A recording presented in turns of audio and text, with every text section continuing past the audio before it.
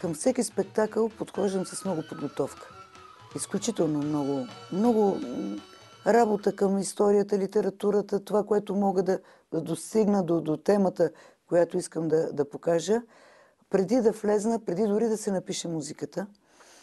Мисля, че един от спектаклите, които вложих много чувства и така ме промени и мене, това е "Хубава Яна".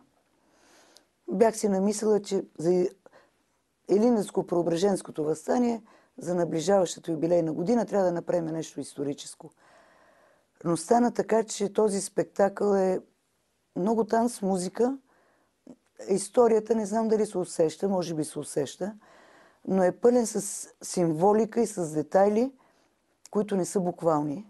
Тогава, без да искам неусетно, направих нещо, което не очаквах да бъде толкова тематичен, изчистен танц, който да не бъде буквален цитат, а той се разбира и въздейства.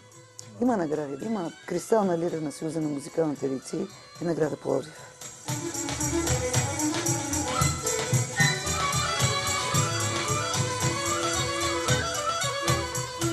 Легендите на българския фолклор.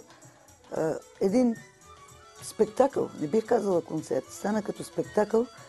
Направихме на сцената на Античен театър и стана така, че имената, които хората, творците, които са работили най-много за ансамбъла: баща ми, Стефан Мутафчиев, композитора, и Цветан Цветков, композитор и инструменталист. Тримата вече са покойници и тримата имаха годишнина от рождението в тази година. Направихме спектакъла само с тяхни произведения, с мултимедия, с някои спомени. Стана изключително емоционално и очевидно не се забравя. И до сега ми се обаждат хора. Гледахме повторение, попаднахме на него. Така получи се много силно.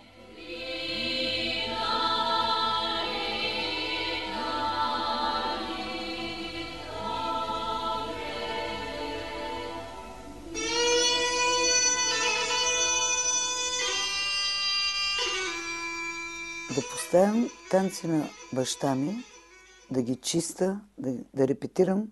Те са изкуство, те са създадени като изкуство. Те не са...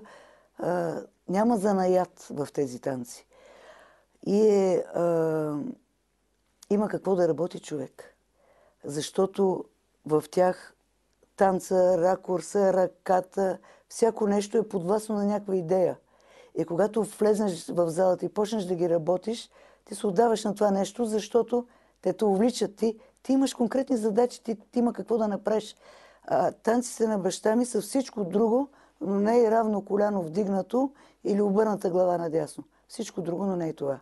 Веднъж имах една изключително необичайна задача. Една колежка хореограф от град Русе преди години си беше харесала един танц на баща ми, момински танц от Пирински, който е поставил на времето в Пирин, който аз нямах спомен за него. Той много давно е поставен. Го имаше описана книжка. Каза: моля ти се, разчети го този. Нямаше видеоматериал. Разчети го, само ти можеш да го поставиш. Пък аз обичам предизвикателствата. Разчетох го, поставих го този танц на нейния състав и той много добре стана. Много добре стана, защото добре е направен от автора.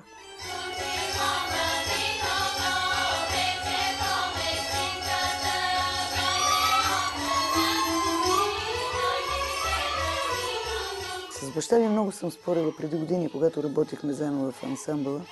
Дори съжалявам сега, че съм спорила толкова много, защото това е такова чувството на младия човек да бъде бунтар, да спори, да си мисли, че като спори, кой знае какво ще постигне.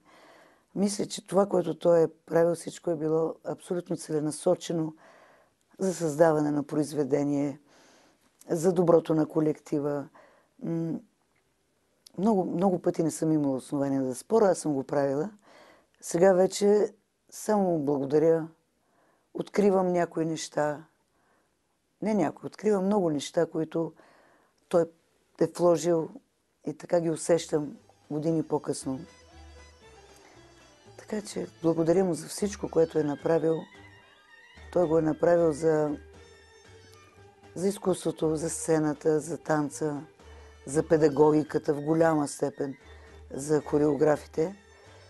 А това се е отразило на мене, на живота ми, на семейството ми.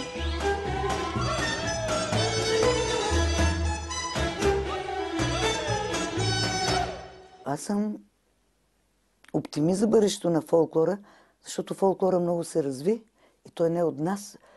Самата база на работа с фолклора, по отношение на танц, по отношение на музика, по отношение на големите имена в композитори на българска основа и хореография на фолклорна основа, те създадоха една основа, която, ако ние не се дърпаме, ако ние искаме да я продължиме без да я променяме постепенно, това е една огромна база.